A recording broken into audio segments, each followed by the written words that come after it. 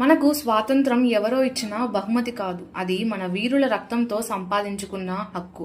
గాంధీజీ అహింసతో పోరాడారు. సుభాష్ చంద్రబోస్ ధైర్యంగా నాకు రక్తం ఇవ్వండి, నేను మీకు స్వాతంత్రం ఇస్తాను అని పిలుపునిచ్చారు.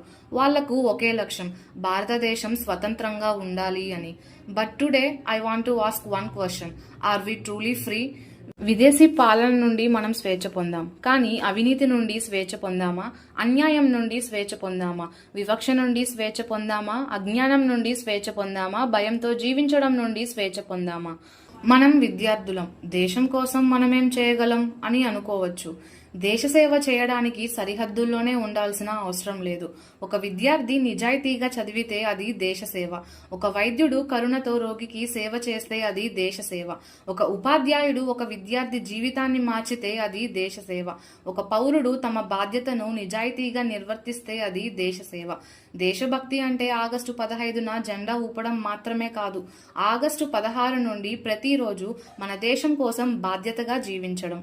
భారతదేశం నాకు ఏమిచ్చింది అని కాదు, నేను భారతదేశానికి ఏమివ్వగలను అనే ప్రశ్న వేసుకుందాం.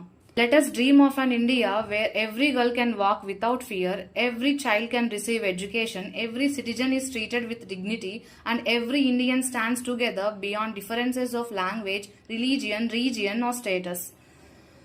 Jai Hind.